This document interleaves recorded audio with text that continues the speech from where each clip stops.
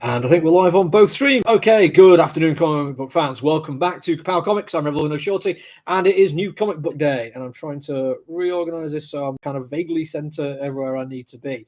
I'm trying two different things today. Number one, this is the first time I'm doing a New Comic Book Day for TikTok. And secondly, I'm going to try and keep it as short as I can. This is going to prove difficult because there's a absolute poo load of stock here that I need to show you. I may have to reevaluate how I'm going to do this, but this is me trying something out. Let's see how it works, shall we? Let's start with all the merchandise first, because good lord, there's a lot of it.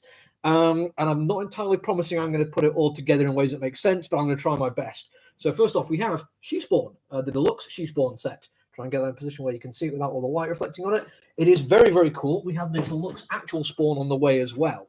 But speaking of actual Spawn, we have another one of the Mortal Kombat 11 ones. This is the bloody variant of Spawn, just in case you need Spawn to be a little bit more brutal. And the Dark Redeemer, not the regular Redeemer. I think we've already got the regular Redeemer over there. I'm trying to see if I can see the stock from the corner of my eye. But that is the Dark Redeemer, which is another Spawn action figure. You know, some more Spawn action figures. So we've also got the new Gunslinger Spawn. Hello, people watching me online.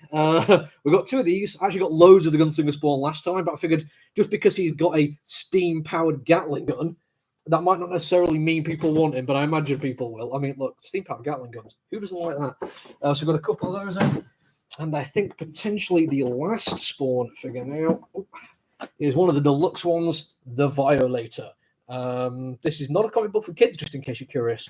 But the action figures are brilliant. McFarlane Toys, I mean, it made the name doing this kind of action figures. So I'm really glad they're still doing all those kind of things. Speaking of McFarlane, looking at it, we're mostly going to be doing McFarlane stuff today.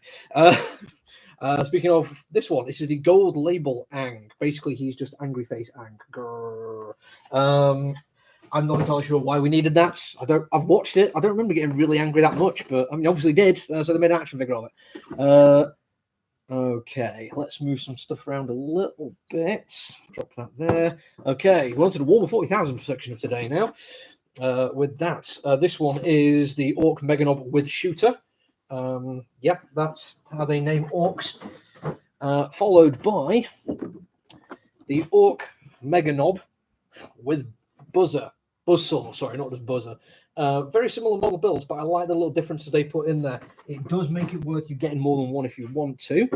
Shift that out of the way and move on a little bit to more 40k. Orc Big Mech Artist Proof. Artist Proofs are the just plain vinyl ones, so you can paint them up how you like them. I have spoken to people who've done this. The Games Workshop paints that we sell in store now, Games Workshop stockist, they actually go quite nicely on these models, so you can paint those up how you like them. If, however, you do not want to, we also have the Orc Big Mech here, which is already fully painted for you. So you can just buy that and, I don't know, find a way to make it make sense in your army. Two more now, but I need to reach over here to grab these. And I'm back. We have the Space Marine Reaver Artist Proof with Grapnel Launcher. I've not had the Reaver in before. I do like the look of it. And one we have had in before, but not this version of it, the Gene Stealer. I think we have the painted Gene Stealer, but again, it's an artist proof. Weirdly, this Gene Stealer has a name. Ngal, Gene Stealer Artist Proof. Now, I didn't know Gene Stealer's actually got individual names. I'm obviously aware of the loop on my Gene Stealer lore. Let me just move those around ever so slightly. Still carrying on with the McFarlane Toys thing now. We're going to do, from The Witcher, Kikimora. You're really not going to be able to get good detail on this one on a video, I'm afraid. It is absolutely brilliant, but there's no real way to get lighting exactly where it needs to be. You need to find a comic book store that has it and go and check it out because it looks amazing. What's a little bit easier to do is Yaskia, sorry. He looks absolutely fine. No problem there with him at all. And he's also just a cool character. Not called Dandelion in this version. Take a bit of a break from McFarlane Toys now, because we have Creator X Creator, which I imagine makes sense to some people who like their anime. I'm not one of such people. And the new pop figure. Amazing Spider-Man Japanese TV series version. We have two copies of this one, both the same. We did not get any of the chase figures, unfortunately, so you're out of luck if that's what you're after. On to more McFarlane Toys now, but Batman. So let's actually start with Batman, because this is Batman. This is the Three Jokers Batman, of which we've got quite a few Three Jokers things in today, including, Red Hood, just the one of him. I kind of like that they make sure they're giving him a non too subtle reference there to the getting beaten to death thing. We also have Three Jokers, the Clown, which is, oh wow, looking at that crowbar, I think I know what they're going for with him. But we also have the Criminal, which is slightly less impressive of an action figure, but it still does the job, I think. Okay, still Batman, still McFarlane, but we're now on to the DC Multiverse video game stuff, which is Gotham Knights. We have Damian Wayne as Robin, and I'm guessing it's Barbara Gordon as Batgirl. And finally, action figure-wise, more DC Multiverse Batman, but this is Dark Knight Returns. What is kind of odd is we have Robin there. And you may be thinking, but Shorty, there is no colour on Robin. You're absolutely right, and I'm not entirely sure why. Because we have Batman fully coloured up there. He looks like exactly like he's supposed to. And looking on the back of it, it does look like she should be covered, should our Robin.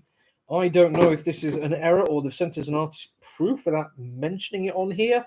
I have to do some research. Maybe I've got like a really rare collectible thing that now people are going to want to pay me an awful lot of money for. I mean, I doubt it.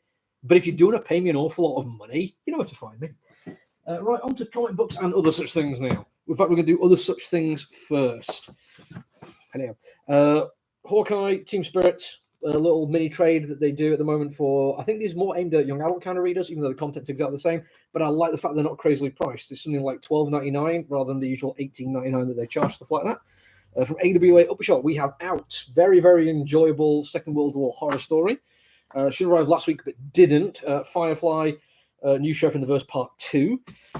Reign of X Volume 10. I'm only getting these lot in for one person who basically, instead of getting all the individual ones, has just been getting the trades where you get basically several of the month's comic books in one place. Once and Future, Volume 4, absolutely worth getting. One of the things I look forward to every time it comes out. A Righteous Thirst for Vengeance. Really enjoyed issue 1. I've kind of ordered this in so I can read the rest of it and see if it stands up. Because I am quite enjoying some Rick Remender stuff at the moment. Hellblazer, The Curse of the Constantines. Pete Milligan and Jamie Delano, we're getting very close to the end here, if not the actual end. In fact, Hellblazer Special, Bad Blood, and Right of issue 300. This might be the last one. And was in last week, but we sold out straight away, so I've got a copy of The Hound in. Give me a shout if anyone wants that. But getting quickly, I'm not expecting to stick around. And I tell you, I cannot order any more now. Or at least I could put it on order, but there's no telling when it will arrive. What time are we on? Oh my, this definitely gone longer than 5 minutes, haven't it? Damn all those action figures. Right, comic books then. Instead of doing all the comic books, I'm literally just going to go through the stuff that's issue 1s or specials or one-shots, starting with, in reverse alphabetical order, World's Finest. Although technically, I don't know if it's Batman Superman World's Finest or just World's Finest, but it looks cool. It's Mark Waid who can write, we know that, Bill, so yeah. And Dan Morrow, who we know is brilliant, with Tamara Bonvillain on colouring, who works with on Once and Future. She's very, very good. With a variant cover there as well. The Art Journal one, which I think has been ordered for somebody.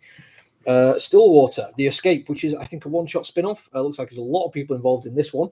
I have been reading and enjoying Stillwater, so one of those is for me. Slumber, new one from Aftershock. I probably not surprised anyone who's watched my videos before and telling you I absolutely love the colouring on that one. Cannot wait to see what's going on. Reckoning War, Trial of the Watcher. Yeah, no idea with this one. I've not been reading the Fantastic Four. Apparently, it's not a huge event, but a crossover kind of thing. New series of Naomi. We never got this last week. We should have done, but here it is.